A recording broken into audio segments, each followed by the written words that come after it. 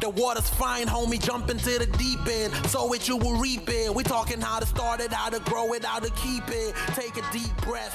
You are now rocking with Founder Secret. Agustin Linenberg, welcome to Founder Secrets.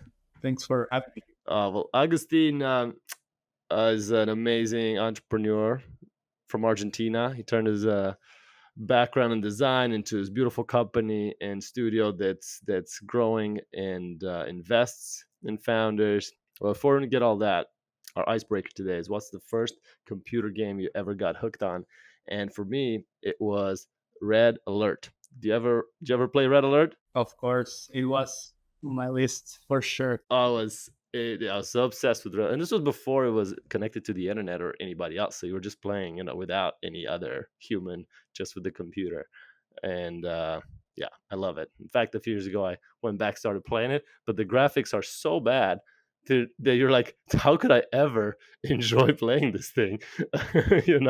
You should try Generals. I think that was the last one on the saga. What about you, Taylor? I have two answers. One was Roller Coaster Tycoon. Sorry to interrupt. Did you ever do the tunnel that went across the entire map? No. What's that? So Roller Coaster Tycoon, I discovered this by accident. Like, I was playing it too. I loved it on floppy disks. And then one time I was trying to make a tunnel and I clicked on the wrong thing. And if you made a tunnel like from the end of the map all to the beginning, there was like this hack that gave you like unlimited resources. It was a hack. That's anyway. Great hack. I would build the roller coasters and then they would be too dangerous and people would fly off of them. That was really fun. I loved it. It was like a good it's like a good intro to business, because you had to like manage people as they come in and make sure they like spent money at the concessions. And then they're not happy if it's like too dirty. Yeah. Or they're throwing up happy everywhere. Remember, they used to like get sick. And yeah, too many ice creams. Not enough bathrooms. It's like a good intro to life. All right, so that's one. My second one is Counter-Strike, which is the one that I failed my freshman year of high school for. Like, it was I was very addicted. I think 8-10 hours a day. I'd play it until 2:00 in the morning and then sleep through school. What about you, Agustin? Oops, too many. I wish I had the time to keep playing those video games as well, but I would say there are some different categories, like Monkey Island, Full Throttle, Green Fandango, those puzzle games. Like, on one hand, they were fantastic. Then, of course, Age of Empires, Command and Conquer, all of those as well. But I would say like one that's really weird that stuck with me is like 3D Movie Maker from Microsoft. I don't know if you tried that one, in which you were able to basically create films. No. So you basically create your own narratives and stories. I remember making my parents sit through my films, basically. So that one really is 3D Movie Maker. 3D Movie Maker. That almost sounds like a real production application. Well, that's what it's from Microsoft, I guess. But that was fantastic. Like, I think because I was able to be like my own narratives, and somehow got hooked into that. It's amazing. Well, so tell us about AeroLab and how'd you start in Buenos Aires and move to New York? What's the secret story? Oh, there's no secret story. We are one of those companies that had the classic garage founder story, in which you start small in your own room and then it grew into something bigger. But I could talk about why I moved to New York, perhaps, because that's the common thing of having a company that my team is mostly based in LATAM, especially in Argentina. So around my mid-20s, basically, I spent some time in San Francisco. And that trip really opened my eyes into how much serendipity happens when you are in the right place, basically at the right time. And of course, back home, I was able to plan and going to any trip I wanted to, but it's different. I think in cities like New York and San Francisco, like opportunities, they just find you because you just end up, at a bar that some friend of a friend invited you, and that person perhaps introduced you to someone else that you are not able to access otherwise. Just real quick, because this is an agency, a studio, and it just seems like that's such a challenging market. Actually, just yesterday, a friend from Romania was like, "Hey, I have a studio. How can I break into the U.S. market?" So every country in the world has these studios trying to break into the U.S. market, and you somehow have you know how I know you've made it is when I go to connect with you on LinkedIn, it asks me for your email address. It's like, you can't connect with Agustin if you don't actually know. And so you're like 20,000 followers. Like you came here, obviously not knowing anybody, and now you're hyper connected. How did you do that? So I think part of that was luck, and another one was being in the right platform. Like there were two things that really helped us to work with U.S. companies. The first one was an Argentinian entrepreneur that is called Wenceslao Casares. He started back in the day a company called Patagon that he sold to Banco Santander for $700 million. Then he started Sapo, that it's Lemon Wallet that sold to LifeLock, and then Symantec bought LifeLock, and then he started Sapo, like a huge crypto company. So Wences, he, among other things, he sits at the board at PayPal and things like that. So he's the typical Argentinian that moved to the Valley that opened a lot of doors for us. Not in terms of like just referring us because he wanted to, like because we did really good work with him, and he would like just refer us when they were asking him about talent, specifically around UX and UI. And the other platform that really helped us was Dribbble back in the day. That was kind of like you will upload what you were working on, like kind of like a work in progress snapshot, and that helped us to track a lot of US companies as well. So those two things really helped us to create like a database, and that was one of the reasons I was like traveling to the US so much back in the day, and I did like experiment I was talking about in SF. So the Americans found you? Is that the way it works? Like they found your work on Dribbble, which is still around. They found your work and they said, "Oh, we should hire these guys." Was it a price arbitrage kind of thing? Like they saw, "Ooh, there's great work. I could pay, same time zones, less money." This was kind of before that was, well, I guess it was when that was all a big, huge thing. Yeah, and we always, I know if struggle is the right word, but of course, I think our fee was lower than perhaps a agency from the US, but it wasn't that lower because we were never put together like a factory type of company or offshore type of company. We always boutique, so I kind of like fight that concept a lot in how we make ourselves be premium with premium fees being offshore, basically. So like it was something about like delivering high quality with affordable rates, of course, but not in the sense that we were just the typical offshore agency that was really cheap. So you found the clients, and then did you want to move to New York, or like what was or was it okay? I guess we had to do it. Was it like did the business follow like your personal vision, or were you just kind of stumble upon it? A little bit on like 50-50, I would say, because it was very good for the business to have like a much more solid currency, like the US dollar, of course. And on the other hand, the type of projects and companies we work with were more in the, like, they were the first one trying new things, or they were trying to build their thing in the most solid way as possible. While in LATAM, I don't want to say that because there are great companies from LATAM, born and raised, but there are a lot of copycats of US companies, and also there's not that much appreciation at the time, right? I'm talking about 10 years ago of the value of design. Like design was something else, but it wasn't a key core thing, basically. So we will not only work with much more mature companies, they will also appreciate what we do much more, basically. So when I did that experiment in NSF, it was great because I was able to experience that thing of opportunities finding you kind of thing. And 5 years ago, I decided to move to the US with no backup plan, because that time I moved with a backup plan 10 years ago. So I left behind my typical entrepreneur combo. I sold everything, my apartment, my car, my boat, like typical entrepreneur one-on-one combo thing, and came here and experienced that what I call the immigrant W, in which you have a lot of ups and downs, like talking about roller coasters, like a tycoon game, like everything's amazing, then it's terrible, then stabilize, basically. So it was both professional and personal. Like here, I can connect with the right people, and also back there, like I was putting energy into building things, and I was also putting a lot of energy into fighting like some things of a broken system for the own particularities of a Latin country as well. I had an agency for 12 years until 2018. They're like notoriously difficult businesses to scale, and in my experience, they're also difficult for someone to keep the energy alive, right? So they can really wear you down, right? But you've been at it since 2012. It's 2020, 13 years now.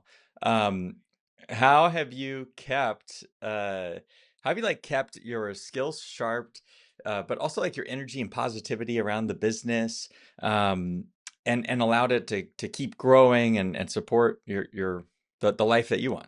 I will say like a cliche thing, but I love what we do, and I love meeting new people and challenging new problems all the time, because we work with so many different clients, and they all have their own specific, unique thing that keeps everything feeling new. But of course, there are some things that feel like similar. Like I already solved that problem, I'm facing that problem for the 1,000th time.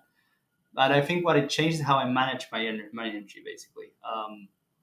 I know that if I'm not in a good place physically and mentally, nothing else works. And I try to be very intentional about my calendar, basically, and balance. Kind of like every day has a purpose. I'm crazy about time blocking and batching and putting a theme to each day. And also, I think that something that really helped me is like 4 years ago, I stepped out of the role of CEO and stay at the board, of course. And I was focusing on mostly business development and partnerships. And that shift helped me to be, as I say, on the business instead of in the business. So taking some distance and learning how to control our influence instead of executing everything. Of course, I came back as CEO this year. That's a different story. But that distance helped me to reset my energy a lot. So another thing that also helps me a lot is like I try to keep a lean structure, like only a few reports, like COO, finance, partnerships, HR, so I could add or put my energy where it adds more value, basically. So I think that's the secret, if you want to call it, like a lot of time balance, and also like putting the energy where it counts.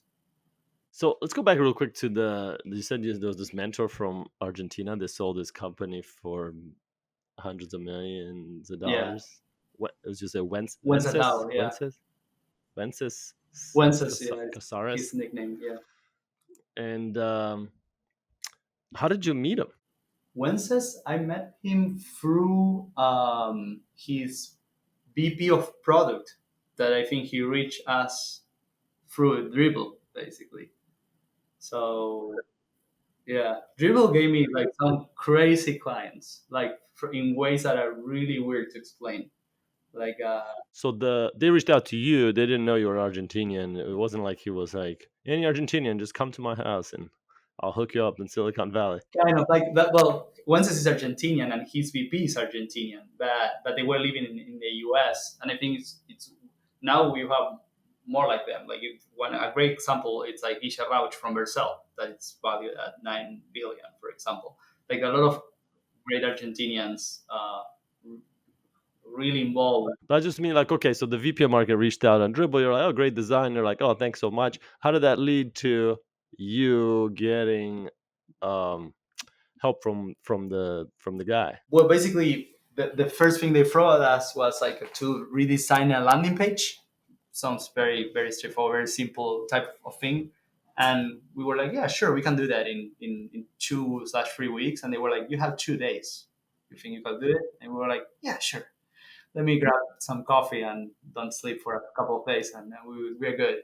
And we did that, and they gave us like more things to do. I don't want to get into details, but what we did basically had a really good outcome. They ended up selling the company after 6 months of working with them, and in those interactions, that's how we were able to meet Wences, and of course a lot of other people from the team. So it was very organic. It sounds like you stood out by delivering above their expectations.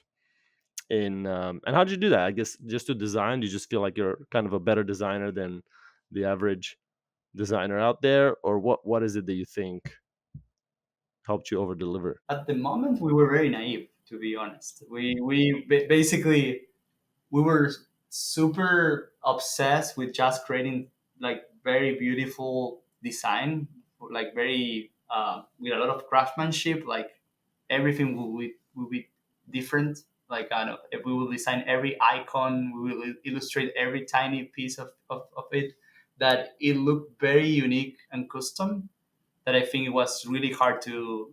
Of course, there were agencies and people doing that type of work, but there weren't that many. So I think just doing really great work was the formula. Zero business perspective, because we will have a lot of overrun and things like that because we will spend so much time doing things.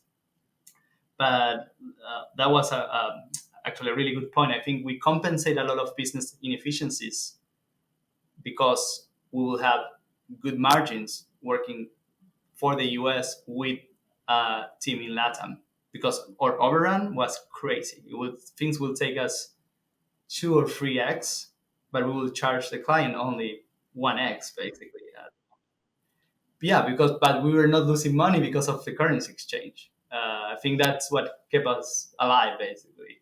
The first couple of years in which we were just obsessed with design and not managing the business at all. So if you fast forward to today, much more crowded environment. If you were to start today, like what you see today is a lot of people creating design with AI, and some of it looks good, but obviously there's less craftsmanship.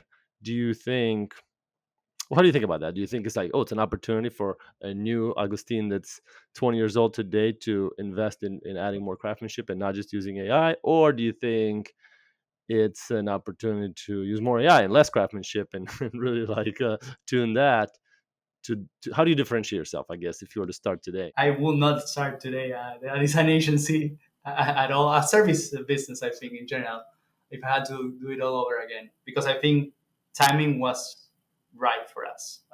And that was a huge factor for us being able to build what we built. But talking about AI, and it's something that I see a lot in our line of work, in which design is such a huge component. I like to think about that in like two different ways, like the hard side and the more soft side. The hard one is like, what problem are we solving with design, and how we measure the results of that, and what's the impact of what we do. And then the soft side is basically more the visual side, how it looks, how it feels, like just the visual aspect. So AI for me, and this is shifting all the time because there are no ground rules yet. Everything's super dynamic, everything's super new.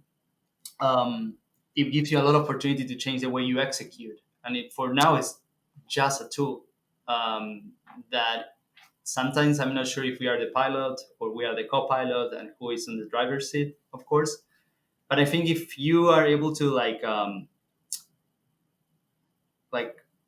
learn the fundamentals around design and not the fundamentals around just execution, you are much more able to stay more relevant and solid, and use that as a tool. But if you just learn how to execute and don't think, I think you're screwed basically.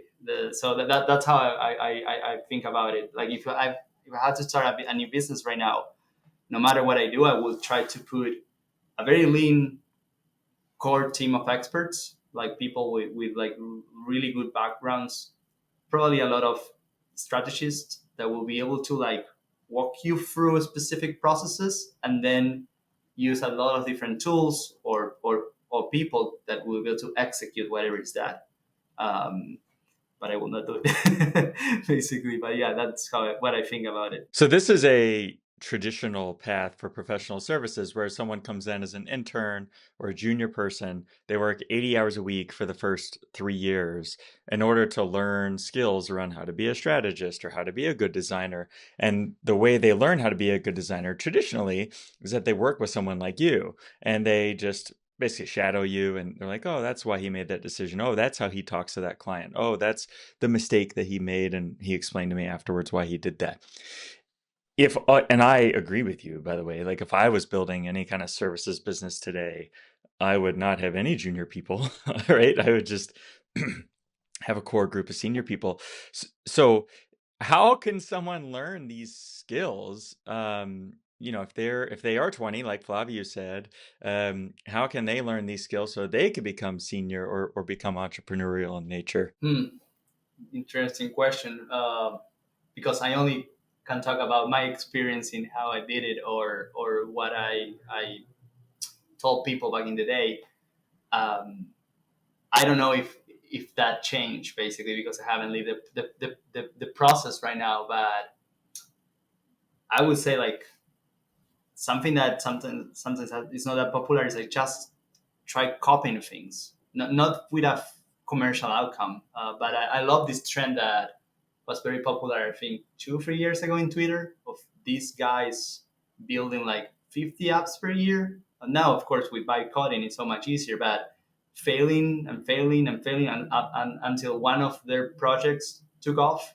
And I think Call AI, the one to track macros, is one of those examples. The guy, I think he built a lot of apps and he was 22 years old or something like that.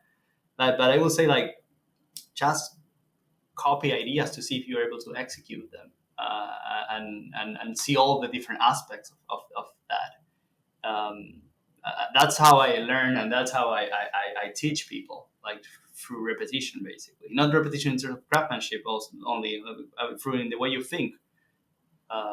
Like different challenges, different businesses, different users, and of course different design and solutions for each one of those things. But that's how I will do it. Leave some time for experimentation and try and error. I think it works with other skills too, like copywriting. Sam Parr, My First Million, he talks about you should literally handwrite copy, and it's a way of learning. You just kind of ingest it in your brain by doing that manual process. And so I love that. I agree. It's like copying, and it's going to suck up front, but everything does. And the value is in just like continuing on. Flavio was talking about mentorship. You've mentored hundreds of startups.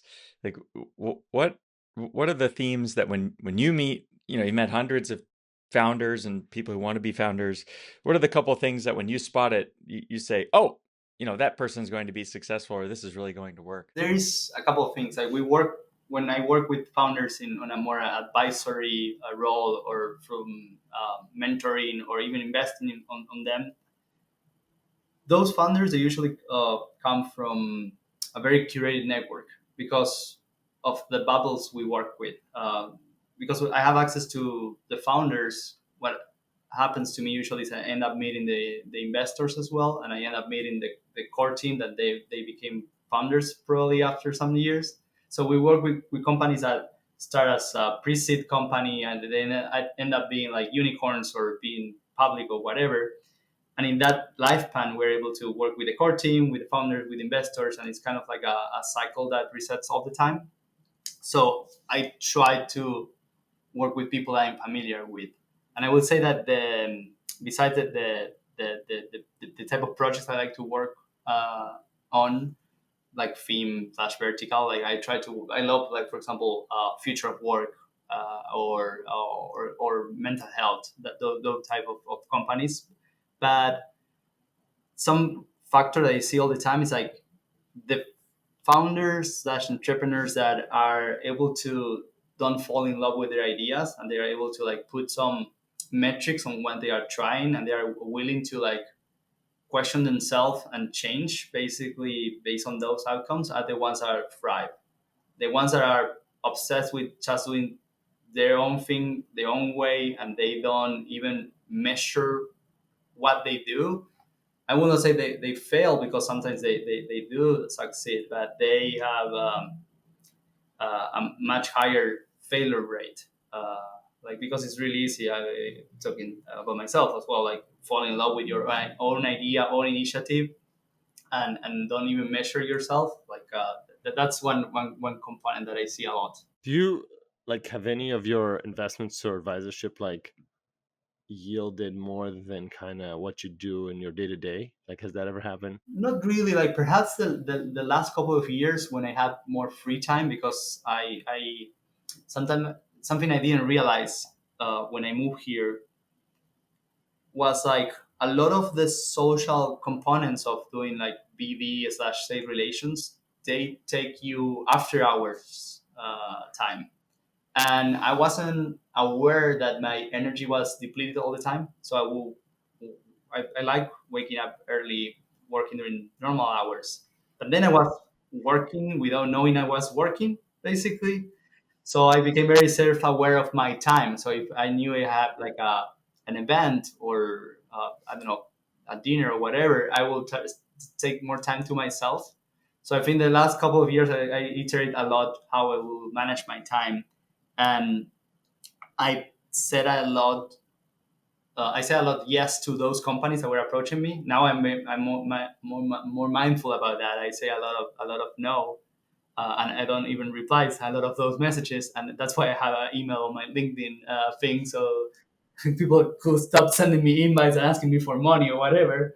Uh, but yeah, like that got out of hands. I would say like it's crazy how it works, because for example, last year we closed a huge client that is hopefully gonna go on for the next couple of years as well, and that came through a mentee that I helped for free during a couple of months, and that person basically her dad was the advisor of a CEO of a multinational company, and they refer us, and we won a huge deal and a huge client, and it's like so a little bit of karma on those things as well.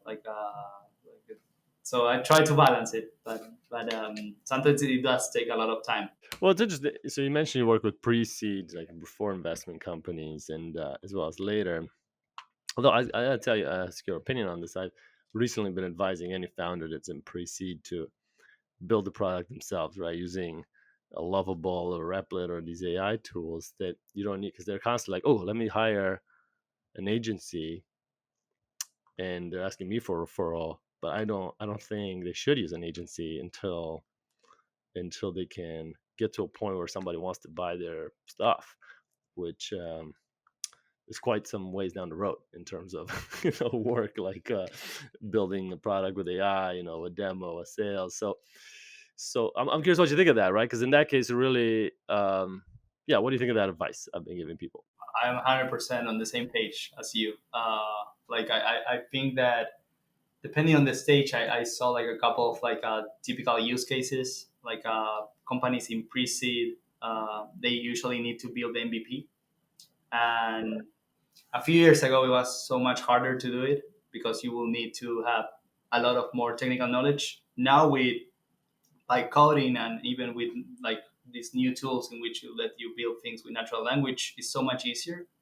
So it's much more like a constraint around just knowing that how to navigate those tools and how to shape that I think you can easily take care of that. Totally. I mean, a lot of people aren't technical, and they're like, "Oh, well, I'm not technical," and I keep trying to tell them, "Yes, you are. You can do this." And it's more like a mental blockage than anything else. And I would think for you, correct me if I'm wrong, like pre-seed customers aren't like the best customers for you, right? Like they have like barely any money, and if you don't build exactly what they have in their brain, which is they have a hard time expressing, you might get it wrong, then they're upset.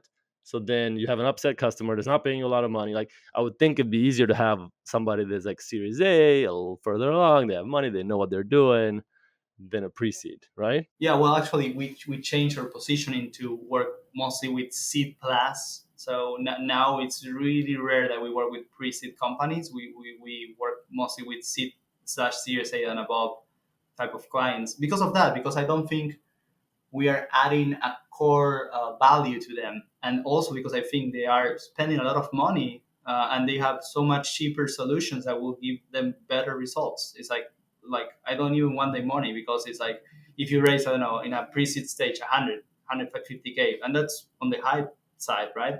And you're paying us, I don't know, 50K, 70, 100K for an MVP. It's like, no, please invest your money elsewhere. So yeah, 100% align with that. It creates a lot of struggle because at that point you had to iterate a lot, and everything is very dynamic. Of course, working with Series A and above companies is dynamic as well, because you're listening to a lot of people, investors, users, different stakeholders from the client as well. But in pre-seed, everything is so much more fluid.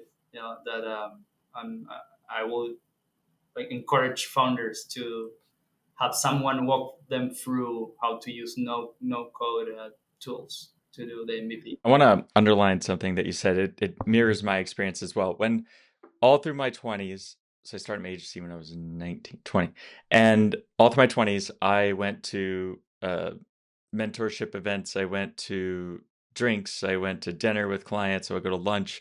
I was out all the time, nonstop. I would fly to events. I would fly to clients. It was exhausting. Like it was very tiring. But now I look back on that time, A, very fondly, right? Like I enjoyed it. But B, it paid huge dividends in my business and clients that I have today that I met 10, 15 years ago. That, to your point, maybe they were a junior person back then and they were just asking for advice or for a job or whatnot. And some of these things I think to myself, like, this is a young man's or young woman's game, right? Like there are certain activities that one can do in their 20s when you're likely single, you don't have kids, you don't have any responsibilities. All you have is time. You don't have any money either. So all you have is time.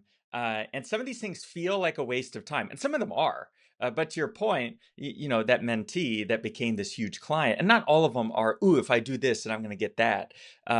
But like, I think it's wonderful advice for someone to hear. Get off of your computer and go to events, like go to these things and become a mentor to college students or to people trying to figure things out, or become a mentee, right? So these face-to-face interactions that may feel like a waste of time, and some people actually tell you are a waste of time. I agree with you. I think that when you're young and like all you have is time, they're wonderful. And most of them are free, right? Like you could just go and eat the free pizza and drink the free crappy wine. But then you bond with like other people that are going through the same things. And I think it's just we're in this like remote world now post COVID, and people don't want to do those things. I think there's so much value, and especially today when people don't want to do it, I think there's so much value in doing it. I experienced the same thing as you. I got tremendous dividends that still pay off today. And I still go to events, but I don't go every night like I used to. The weekends I would rest. Weekends is when I would just relax when everybody else was going, out in the weekends. Weekends was time to relax. One other thing is that you mentioned earlier that you stepped out of the CEO role, which is every agency owner's dream. Everyone wants to do it. Everyone wants to become chairman or what have you. But then you step back into the role. Can you just kind of comment on like why you did it, how did that work out, and then why you stepped back into the CEO role? Sure. The idea was basically, hey, if I'm moving to the US and I'm gonna be doing BD and sales relations, doesn't make any sense for me to be 100% focused on daily operations and having daily syncs with the team in Argentina. I should be focusing all my energy and all my resources in the US. So one person that was with us for almost 9 years, so all of the 13 that AeroLab has been alive, step into the role. And there's some things around the market, like that are macro that we didn't have control, but there are other things that we did. And I think we changed the positioning, and that was my co-founder and I being annoying as every co-founder, basically. And we did a lot of things that we believe, and we still believe it were the right thing to do. And that created a lot of pressure and tension. And some tension is necessary, especially when you work with your team. You need to have healthy tension, right? But that starts to create a lot of friction as well in different mindset in how we will operate the business. So the feeling that I had is what it was like we are putting kind of like a lot of effort, and we were not seeing the outcome of that effort reflected in the company performance. So I was already doing a lot of shadowing before stepping back in as CEO, and that was creating a lot of friction, basically. So one of the reasons I stepped back in is because we decided mutually that this wasn't working out. This person decided to leave the company after so many years, and I'm so grateful to him. And I believe that I could step back in a different way, like because I didn't want to step back in as I used to be, like having a lot of reports, spending a lot of time in the daily ops. So that's why I stepped back in, basically, to see if by doing that, it will bring me the outcome I was looking for. So that's the story, like a very summarized story of why I decided to step back in. I'm not um, opposed to the idea of bringing someone else or promoting someone else internally to CEO, but for the moment, I'm managing things just fine. Like my parents, they're always been like, when I did, it was like, please, we know you, like keep your work-life balance because you don't have a stop. It's like, no, I don't have a stop because I'm a founder. It's my thing. Like someone from the team asked me, I think a month ago, hey, can I bother you? He sent me a message at I think 7 p.m., 8 p.m. I was like, yeah. Like, oh, I didn't know if you were there. I'm here 24/7. Like, I'm always gonna answer a message. And they went, oh, you were like, you're one of those Ellie's that are 20, like a 7-Eleven. Yeah, like basically. So as we kind of wrap here, what do you see? Flavio touched on this a little bit earlier, but what do you see as kind of the future of the agency? I think 5 years is impossible to determine, but as you look at a year or 2 years from now, like what do you see as the future of the agency industry? There's a lot of change going on. To your point, some people that used to pay for services are now using AI tools or what have you. But what do you see as kind of the future of the agency industry over the next 1-2 years? I don't know if I could foresee the future, but I could detect like a trend lately. Like for example, like a few years ago, the trend was big consultancy companies buying agencies to also not just do the strategy, also to execute. It was also like agencies putting together like a holding co, getting outside investors and creating a more comprehensive service, like a 360 type of service. So they will at least tackle the client in a lot of different dimensions. And if they lose like a cut of the client, they will keep a little bit open. So nowadays, I don't see a super clear trend, but I do see a lot of agencies building their own B agency that is not related at all to the main agency. So no one knows that they're the owners, the same owners or whatever, like a sister agency. They're focusing a lot on the discovery phase slash POC phase, like creating proof of concept. Like we were talking about like how you validate the first MVP in the fastest way and cheapest way as possible. So I'm seeing a lot of that happening, like sister agencies, like side companies, just focusing on how to use AI to validate things as soon as possible. And then if that company and that thing succeed, like bringing the business to the main one. I'm seeing a lot of that, but I don't know if it's the future, but of course it's taking care of like the trend for sure. Interesting. I didn't know that. That's a great way to end it, I think. So we'll end with a hack that this could be an app, could be a new sweatshirt, it could be anything that one deems as a hack you'd like to share with the audience. I will start. And you talked about, you mentioned Calorie AI earlier, Cal AI, I guess.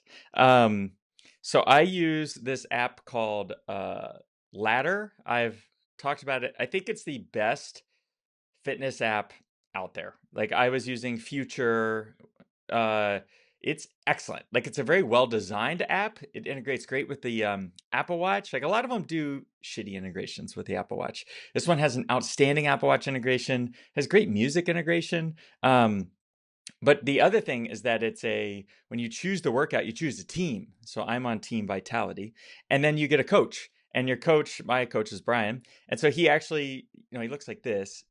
He's a very good looking dude. So when you see that, you're like, oh, I want to be him. And he walks through every exercise, but he ends every exercise with a meditation. So he does this 3.5 minute, very like personal story meditation. It's just awesome. Like it's so good. But that's not what I want to talk about. What I want to talk about is that 2 days ago, they launched nutrition. So it's like a really good. Everybody remembers MyFitnessPal. MyFitnessPal was like clumsy and like manual. This one, it's all like AI pictures and you can scan barcodes. Last night I was at this event and they had this homemade pumpkin like cake, like pumpkin spice cake with a whipped cream on top. I had it in a bowl, like it was just and I took a picture of it and it somehow recognized that it was pumpkin. Like there's no label or anything. It said like pumpkin spice cake with, and it gave all the macros and everything on it. And I'm sure it wasn't perfect, but one of the experiments I'm doing right now is if simply by logging my food, will I eat less or eat better? I've already noticed it's changing my behavior. But my hack is try out Ladder. Like they have a great trial. It's also like very reasonably priced. I think it's $200 for the year. I was paying $200 a month for Future. So check out Ladder. Check it out. Check out the food logging. The fitness thing is excellent. Highly recommend. In the spirit of meditation, I want to add. You ever hear this guy named Alan Watts? I'm very bad about meditation. I have some things. It's all right. I'm not meditating a lot either. Not in like a standard app way, but this is just a YouTube video that has this guy Alan Watts who. Well, he passed away now, but he's 30 years ago. He had all these tapes of him like saying these very wise things in like a nice accent, very soothing, very spiritual thing. And the YouTube has like nice little graphics. It's like I find it the most peaceful. I know people use YouTube for the opposite, but I think you could also use YouTube for actually getting like centered and spiritual stuff and being peaceful. And so I try to listen to it every day a little. It's got tons of videos. So honestly, any one of them is great. Nice, I'm gonna check it out. As long as you pay premium and the ads don't get in the middle of. Yeah, then no ads. I didn't even know there was a non-premium version. YouTube Premium that'll be my next hack. It's so worth it. So following on that, Pat, this year I really focused on my health, but not in the physical aspect of it, mostly in how I was feeling. So I started using like functional health to track my biomarkers, and all that. But lately I discovered an app from the latest batch of Y Combinator called Nori AI. Naughty? That Nori, Nori, basically. Oh, Naughty. Nori, yeah. So basically it connects everything. It connects to functional health. It lets you upload your lab tests as well. So I have like 10 years of lab tests from Argentina and other places. It connects to Mount Sinai, that I have that as for most of my doctors. My Aura Ring data, my Peloton data, my Apple Health. And what they do is they give me actionable insights. Because wow, we all collect data. I love connecting data. I build my own custom GPT for health, but I have to keep that updated. I have to ask them questions and do a lot of things. So this data is helping me to make a specific change to my daily routine, and those little habits are making all the difference. So that's a simple habit. How do you spell it again? Nori. Yeah, that one. I just found it. NoriHealth.com? No, Nori.ai, right? Yeah, yeah. How much is it? It doesn't say the price anywhere. No, it's free for the moment. They're just launched, so they are just, I think, testing the waters and seeing how it goes until they charge something. They're gonna probably charge something pretty soon. I am signing up right now. Yeah, I was looking for something like that for a while. like, because I don't know what to do with all the metrics that I have. So is it actually useful? Like it gives you real recommendations, like, hey, do this, do this. Yeah, for example, like and lets you talk with a chat, right, based on the recommendations. They gave me like a 90-day insight report telling me things that I really was aware of, but wasn't that aware of, like about the stress and things that are affecting my sleep, for example. And they give me practical, meditation was one of them, of course, practical tips that I should implement if I want to improve that, for example. Because I was reading, like, of course, in Aura, my HRV was in not normal parameters, but I was like, yeah, okay, what I do with this? Like, okay, what's the point of you telling me that? Now at least I know what I can do to get that to a better number, basically. Wow, that's awesome. Thanks so much for coming on, Agustin. You're a legend. Thanks for the invitation, guys. I appreciate it. Thank you for rocking with the homies. Taylor, Trusty, and Flavio. Seize the day, own it. Until next time, hold it down, hold it down. Hey.